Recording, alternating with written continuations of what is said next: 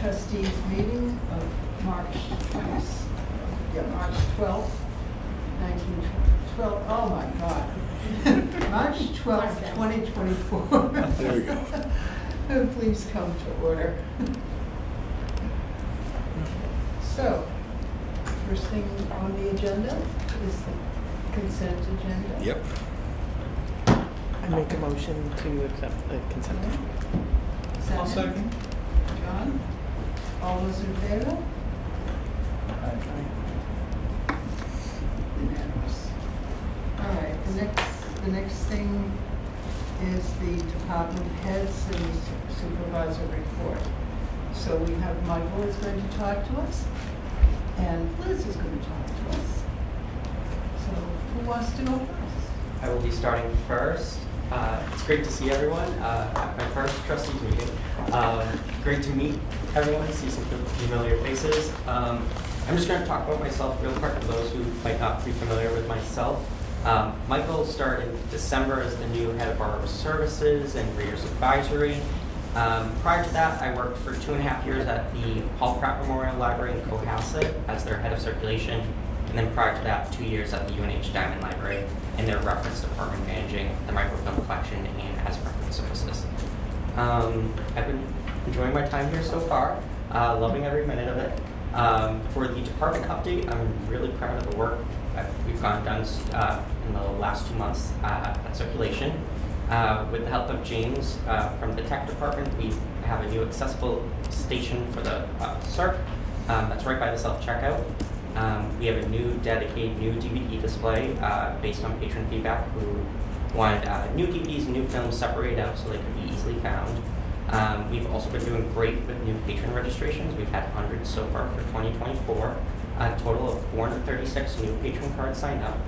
And then I've also, with Liz and others, joined the new tech support team and have been helping out and with tech queries and getting connected with patrons at the Senior Center. Sort of for a roadmap of like what the next 3 to 6 months are going to be looking like. One of the major focuses for circulation is going to be to expand our Museum Pass program. Based on our February vacation turnout, we had a really high demand for Museum Passes.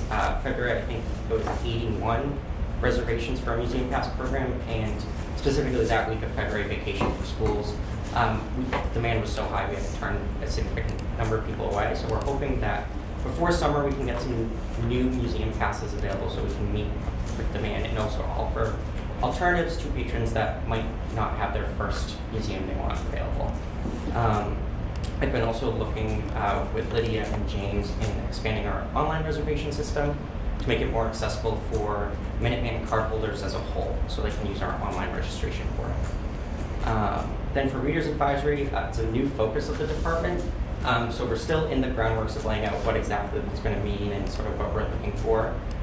We know for a fact that we're going to be looking into a lot of digital displays, especially with Aspen, the new catalog system. And then another goal, our ultimate goal for Readers Advisory is to make sure patrons are leaving with a book they are excited and interested in, even if it's not originally the book they were looking for or if the book they were looking for isn't available. And that's my quick little 1-2 on the department update. I'm happy to field questions. Yeah? I wonder if you could elaborate on how the Reader's Advisory works. Like, what information is put where, targeted at who? Yeah. So we have a little bit of Reader's Advisory to begin with the new fiction display, staff picks, and that sort of thing. Reader's Advisory is sort of a very fluid topic of library sphere. It's mostly finding patrons' books that they are interested in or are looking for. That can be patrons that come in with, I want this book, do you have it, yes or no? Or patrons coming in looking for, hey, I really like cozy mysteries, what do you recommend based off of my last read, or I'm new to the genre. That can be done virtually. Book bundles, sometimes libraries, we actually do it at the children's room right now, have genres already cataloged together of 5 to 6 recommendations based on a theme or a genre, or it's done in person when a patron comes into the library. Can I ask one more question? When you went and talked to the folks at the Senior Center, their first encounter with you, did you hear anything from them about the library that you found particularly interesting? Oh yeah. The biggest thing that stood out to me is how appreciative and supportive of the services they are.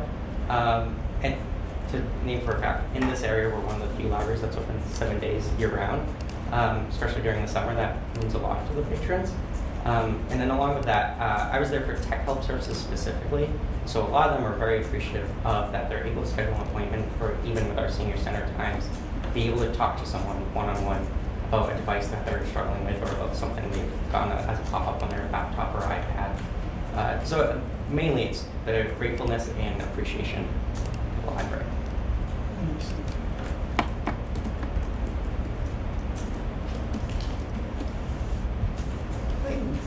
So I just wanted to say what a delight it's been having Michael join our team, and just in front of everybody, I've just heard so many great things from the department, from Joanne and Susan and other people there, from his colleagues in the other departments, just about what a great job you've been doing, Michael, getting up to speed incredibly fast, bringing a fresh eye, making some changes in the way that, it's amazing how you can get used to seeing something, and then somebody comes with a new perspective and just makes a couple, even can be subtle changes. They're like, we have like a new lease on this space, and we've appreciated that. It's really wonderful.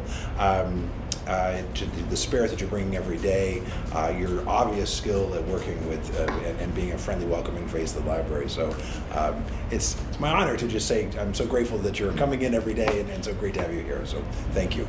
Thank you. And I can't take all the credit. I mean, Joanne and Susan, them alone have been immenseful help in getting organized and acclimated with the Moral Memorial Library and how it functions on a day-to-day as well. So can't take all the credit, but thank you. George. Yeah, Michael, I haven't had a chance to speak with you yet, but welcome. I hear wonderful things. I'm just curious about the museum passes. What's involved with getting more? Yeah, so that's a lot of museums in the area are luckily have a museum pass program of some sort. It's simply as just reaching out and sort of getting either a quote, or even if they offer a free program. One of the ones we're looking at is the Boston Harbor Ferry program that they offer for the summer months, and that is a completely free program for libraries to join. So that's been one of the big pushes, is finding very affordable and easy to join programs as a start. Okay. Great, thanks. Michael, welcome. Nice to see you again. And I enjoyed reading your department head report. Thank you. In the whole committee packet. So, would you think?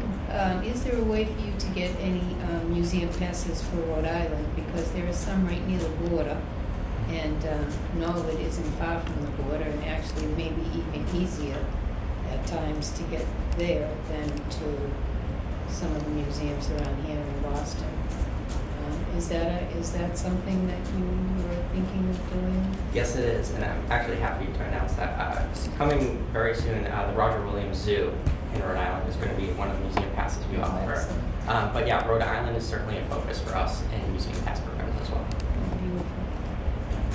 Great. Speaking of museum passes, we should put a special thank you out publicly. We have some community organizations that have historically given us funds. The Women's Community Committee has historically given us funds. There's a couple other sources as well that I wish I could name personally right now. But I just want to say, one of the ways we're able to afford historically and continue is from generous community donations that help pay for some of the museum passes as well. Anybody else? Thank you, Michael. Thank you. Liz? Okay.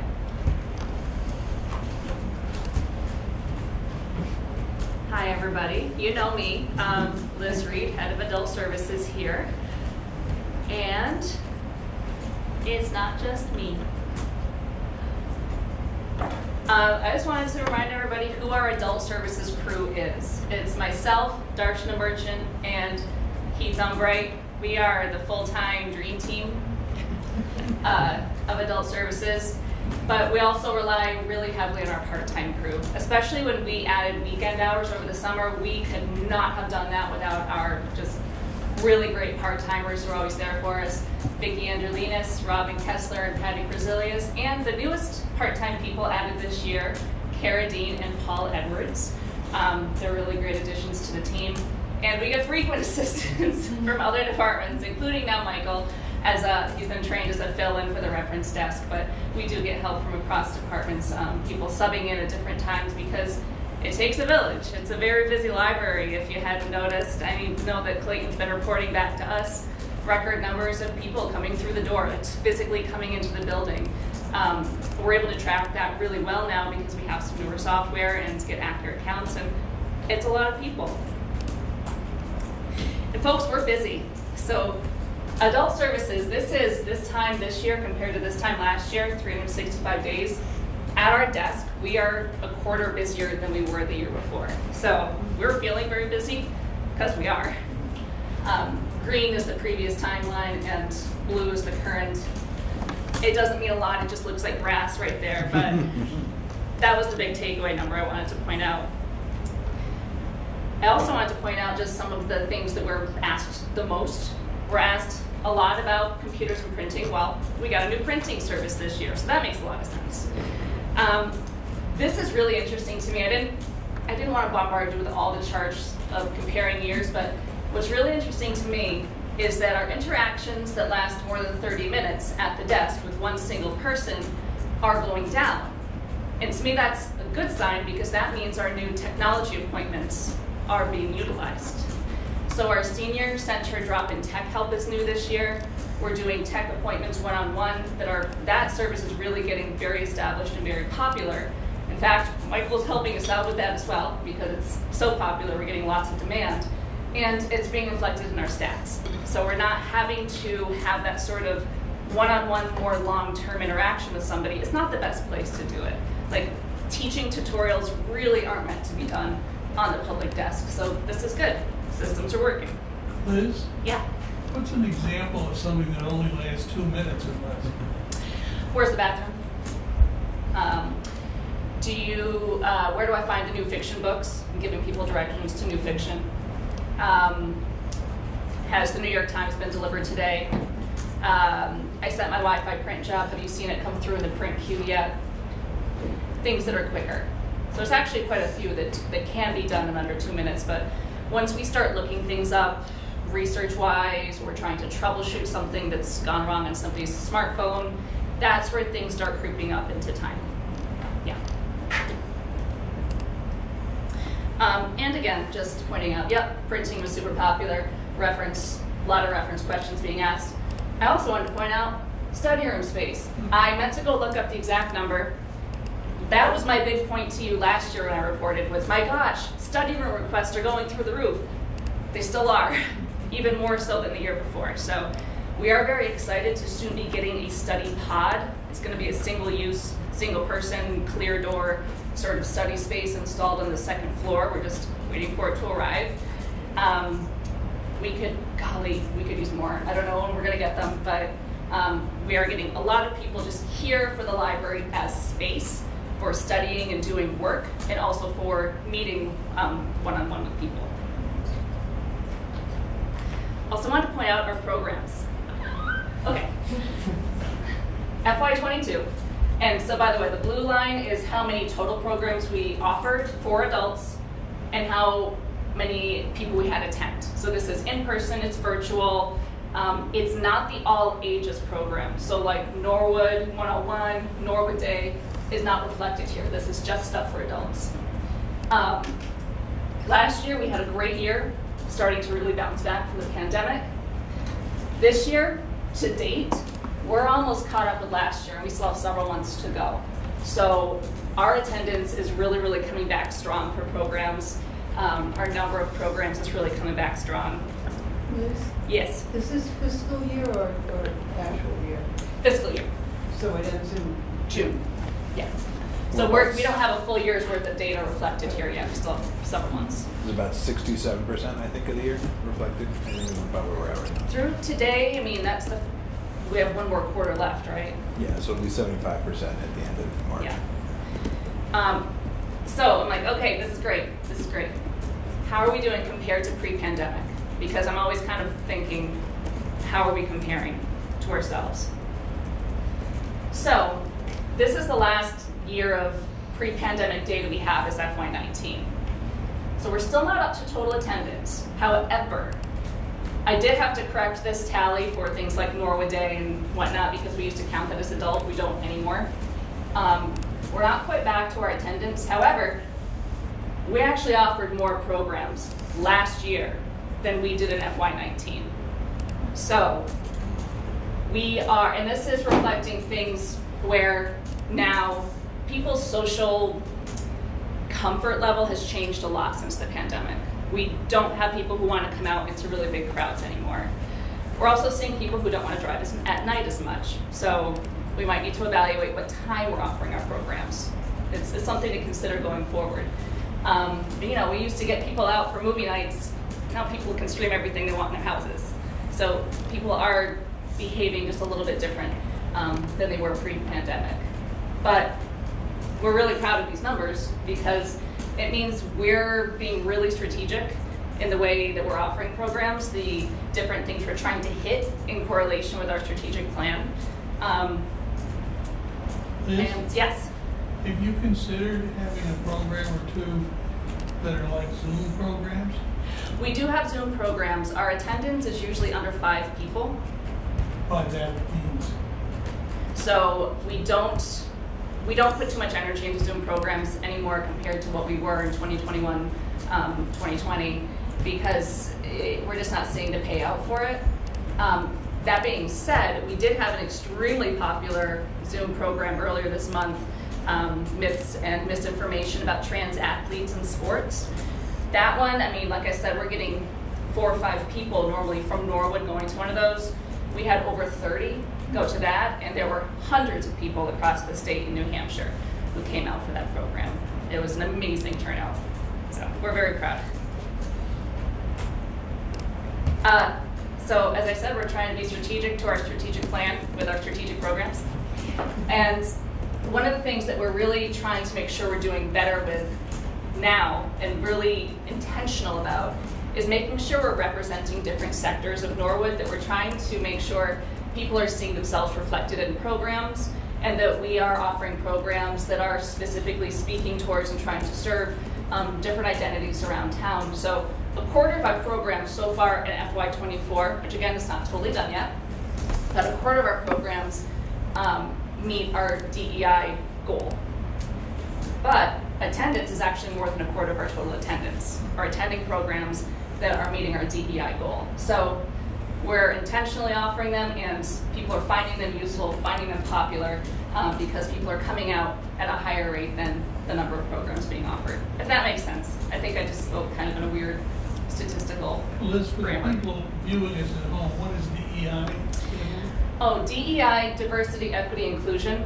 So do we have a diverse collection and offering of programs? Are we making sure they're equitably available to people? And are we making sure that people feel included in the library and in our collections and programs? And if we're successful in DEI, then people feel like they belong here. That's how we know we've been successful. Why don't you give some examples of some of the diverse things that you do? Actually, what's that the next thing I was going to do? Yeah. So I just want to throw up some quotes here while I'm talking. So these are quotes taken from survey results after programs and as part of our strategic plan report back. They're things that people have said to us anecdotally after programs, or things that people have gone out of their way to email Clayton and myself to say. So it's a whole mix. We have, let's see, we've worked so Darshana, our outreach specialist, has especially spearheaded multiple different efforts around town to make sure that we're connected with, you know, like the Haitian Church of God over on Route 1, that we are a really welcoming place for adults with different developmental disabilities. Our sensory-friendly options and offerings for adults are just, there is no comparison. We just did not have the infrastructure that we have now to serve that population. They were an underserved group in town, and we're doing a lot better than we were. There's always still room to grow. Yeah. So when you say a sensory group, what do you mean? What are you talking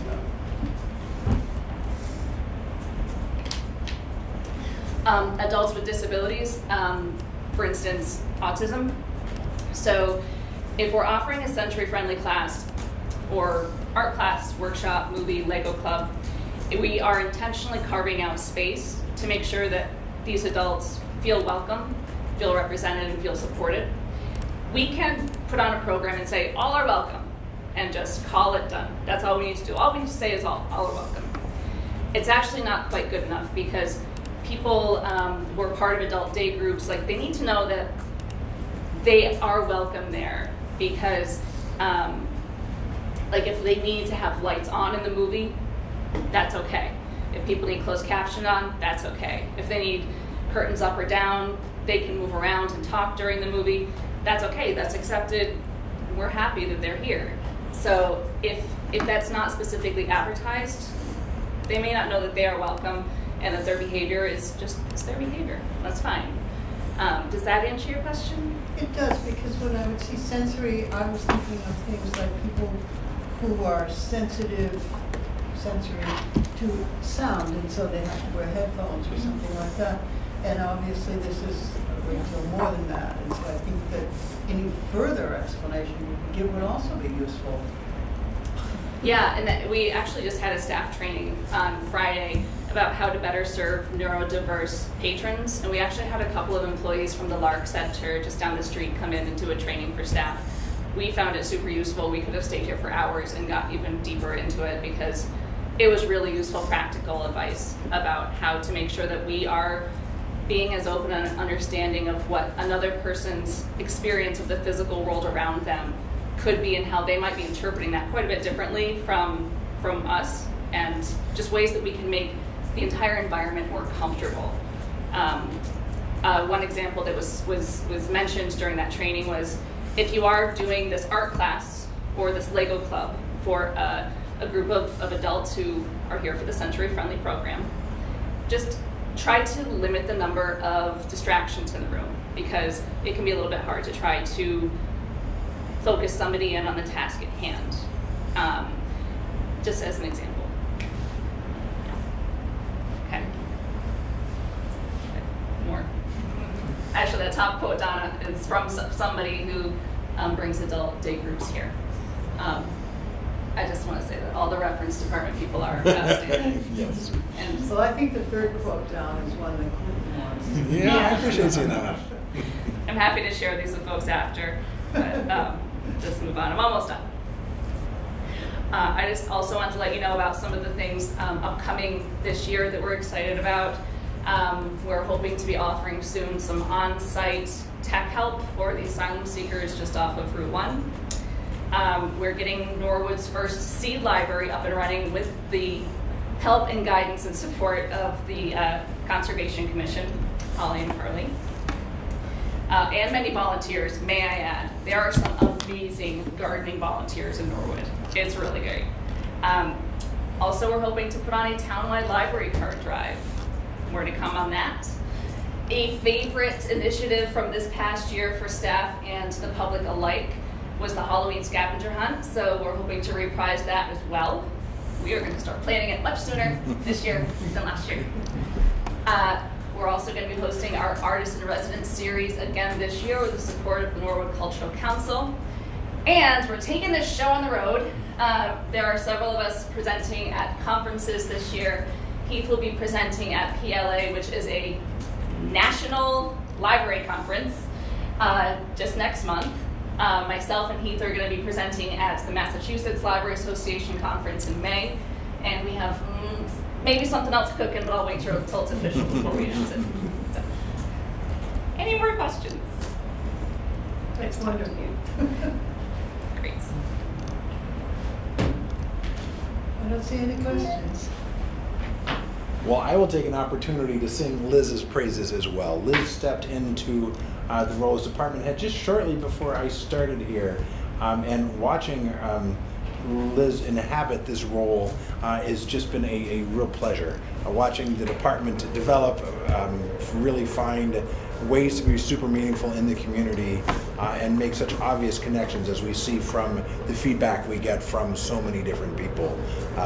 It's really why we do this work, and it's really rewarding to know that I'm able to help support you in this process. I just want to thank you for everything that you're doing, for how you're just helping light so many on so many different levels. So it's an absolute pleasure. Thank you. Well, thank you. Like I said, it takes a village. It takes support from so many people in this library to make it happen. And I can't even begin to name all the different community partners that we're working with at this point. And I started listing them in my monthly reports, and then I realized that that section was just a paragraph that was a list as a paragraph, growing and growing and growing. I'm like, no, it's too many to even try to name, but it's really, really good. Thanks, I Liz. just want to say one thing to Liz, please. You know, Clayton put in the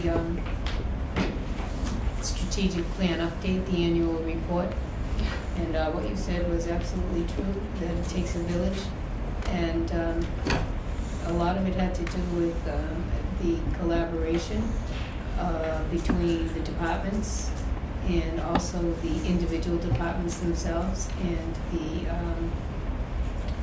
the responsibilities that everybody in the library takes to ensure that everybody that comes into the library feels welcome, leaves here, as you said, feeling that they got the best, Michael's feeling like they got the best books to read, that they got their questions answered, that everything that they needed and came for was given to them. But they don't just feel that way when they come into the library. They feel that way in the community, because the library goes out into the community. Everybody knows Liz, not just from the library, but from the community. She's everywhere, everywhere. Some And, patrons spotted me on vacation in Maine a few weeks ago. That's Liz from the library. So, you know, Liz, it's not just that you're here up at the desk or in the children's department or running by the circulation department. You're everywhere, and we appreciate you for that. But that annual report was just chock full of so many wonderful things that happened here, and you know, it was amazing that the strategic plan goals were met so many times, and that's just in 1 year.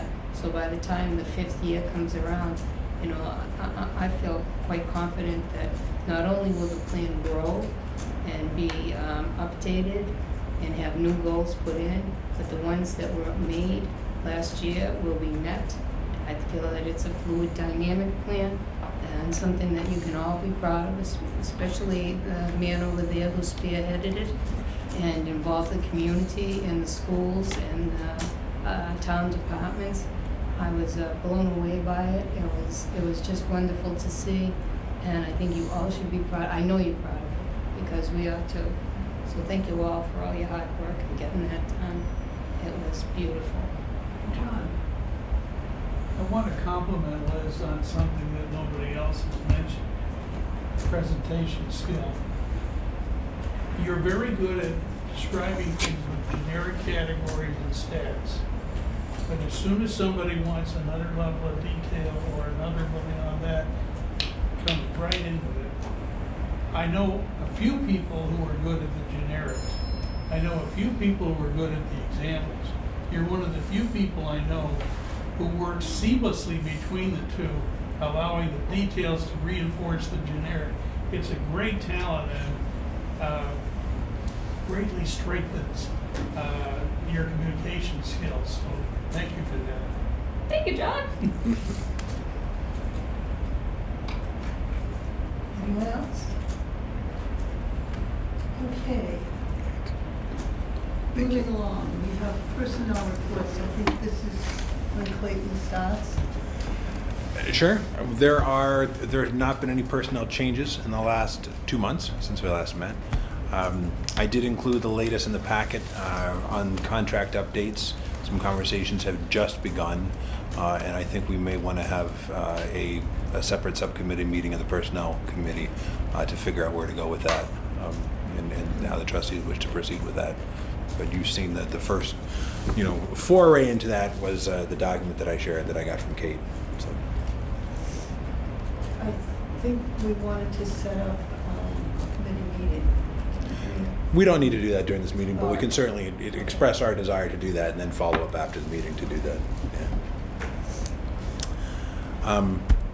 The programming report, I frequently talk about things that are coming up here. So are there any exciting programs in the next few weeks that you wish to draw anybody's attention to, Liz? Well, so again, in the vein of making sure that we are speaking to a sector of the community, we've definitely been getting a lot of requests for teach us more about anti-scam stuff, teach us more about services for seniors. What do we do if a senior, my mom is getting older and I want to make sure there's a plan in place, that sort of thing. We have several programs coming up over the next few weeks. We're hosting the Norwood Anti-Scam Task Force on Monday next week, actually, the 18th. We have a program coming up, I can't remember the exact title right now, but it is about making a plan, especially if your parents might be facing down dementia or Alzheimer's. So we have a few things like that lined up coming down for the next couple of months to look out for. And of course, we're less than a month away from Norwood 101. Yes. Which is going to be fun. It will be great. Yeah. The only other programming piece that I would add is that there were requests at the Senior Center to do a program on artificial intelligence. So Carrie asked me if I would do a reprise of the presentation that was here. It will be updated because you cannot turn around without running into something about artificial intelligence these days. So I'll be updating that a bit and giving that in a few weeks at the Senior Center, and we'll be doing that as a co-sponsored program. So we'll be promoting it across channels here for folks who didn't catch it here the first time around. You're also having a program on domestic violence. We are Yes. working with Dove, yeah. Yes, that's this week on Thursday. Maintenance and repair is the next line item. We did have, as I mentioned in the report, we finally got a couple of valves addressed and some work done. So the heat has been in much better ranges since then. It was wonderful to finally have some HVAC folks come. We hope the changes they made prove successful, and we have an easier time when they switch over to cooling, because it's always the same equipment that has to be dual purpose in this building. So fingers are crossed. But we had some much needed changes since we last met. There's still some larger studies that need to be done, and they keep telling me that they're getting closer to getting that study conducted. That's all I can say on that front. I don't have any other update. It has not been conducted yet. And I know the Friends of the Library are meeting tomorrow night, and you're going to get to meet Michael there as well. Wonderful. All right, great. I don't know if there's anything else that you want to share on behalf of the Friends. They are, of course, involved with, they're exploring some new fundraising avenues. They're going to, I believe, start carrying some additional merchandise now. That I know that there's been some preliminary talks with having some of it available at the circulation desk, and I'm not really sure what those items are going to be. I think they're trying to pick that out, but and then on top of that, they're getting ready for the spring book sale that is in May, correct? I think that's what they usually do. So, they're doing very well, and in fact, they're having since their switch over to a more digital format for getting friends and staying in touch with people, numbers have started to increase, and interest has started to increase with that, and they're doing a good job getting a handle on everything that's going on. So they now they know who all the friends are. That was kind of a mystery before. I didn't really know who all the friends were. So they know that now, and they're really working to engage those people. So they're doing a good job. And folks who visit the library right now, I know Martha has her annual exhibit celebrating International Women's Month, Yes. And International Women's Day, which was just this Yeah. last weekend, and her dolls are on display That's right. this month. They are. So. They are. And I have to put a plug in. When you're in the library, stop by the book sale room. That's right. And take home a book for good. Okay. Correspondence. There was a lot of praise for things that are happening here, as we're used to seeing. I included a couple of articles for some recent pieces in the correspondence section as well. So there's what's in the packet, but I didn't have anything late breaking to add. So. All right, old business. We just, I don't know if, Sherry, would you like to summarize for the folks who weren't able to join us for the meeting we just had minutes ago? So just prior to this meeting, the subcommittee for finance met, and we were able to review the proposed budget and the feedback that we received from the town. We're able to make some discussion around how we might want to address some of the adjustments, and Clayton said that he was going to go back and have that conversation and make sure that we're all agreeable across the library and the town. And we'll do a meeting of personnel, and ad hoc has not met. So we haven't had a personnel meeting, have we? Well, we did. We had a personnel meeting. When did we have? Didn't we do a personnel? Was it personnel or ad hoc? I think it was an ad hoc. We had an ad hoc. Yeah. Was it personnel when you did my evaluation, or was that ad Yeah, hoc? that was personnel. That was personnel. Yeah. So my evaluation was Okay, a personnel so meeting. so have we had an ad hoc committee meeting? I don't think so. I have to go back and look at the notes. Well, You don't have to have ad hoc unless it's an ad hoc. Clayton and I had discussed that it might be a good idea every year for each committee to have a meeting just to sort of know who each other is in case anything came up, just to have a meeting, without any particular purpose to it. So if anybody on the ad hoc committee meeting feels that they would benefit by having a meeting.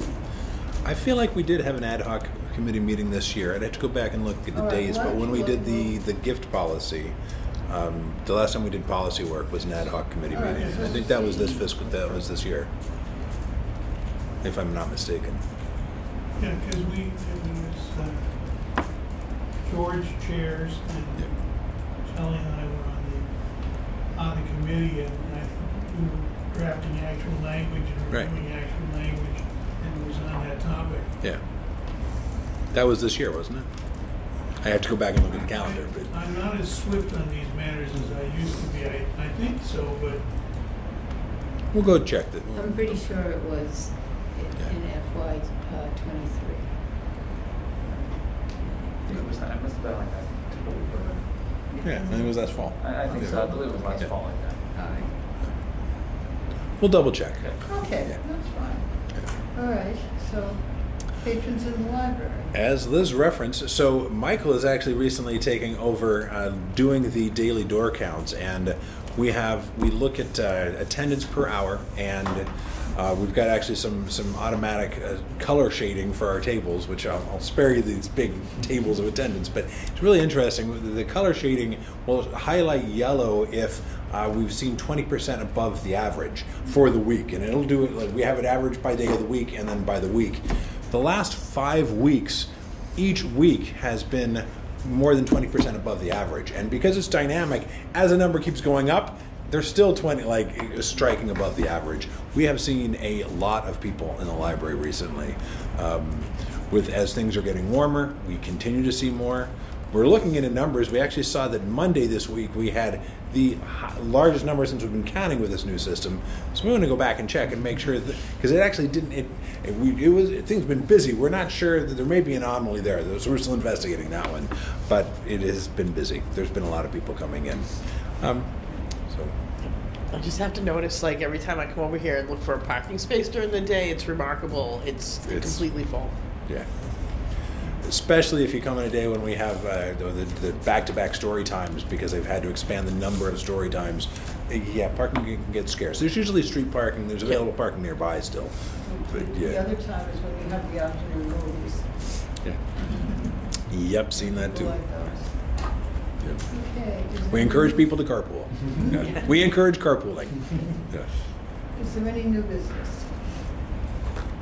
I have none. Okay, seeing none. Okay, search warrants and miscellaneous advisories.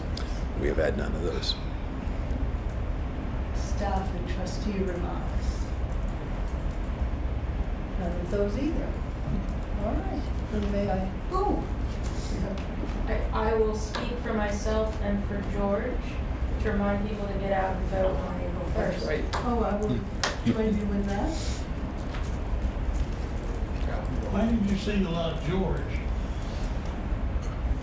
Because I believe he is also Yes, I'm up running for as well. re-election. Yes. Oh. Yes. Self-serving, got it. Yeah. Absolutely self-serving. Yes. I thought it was a public announcement. Yes. It is a public announcement, but as the two who have a vested interest in encouraging the public to get out and vote for the 2 library trustee positions, Okay. Please vote. Has anyone explored why they put Election Day on April Fool's Day?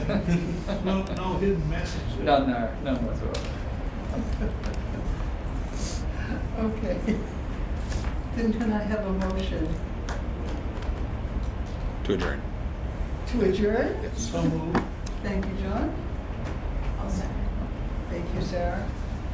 So all those in favor of adjourning, raise your hand. Aye.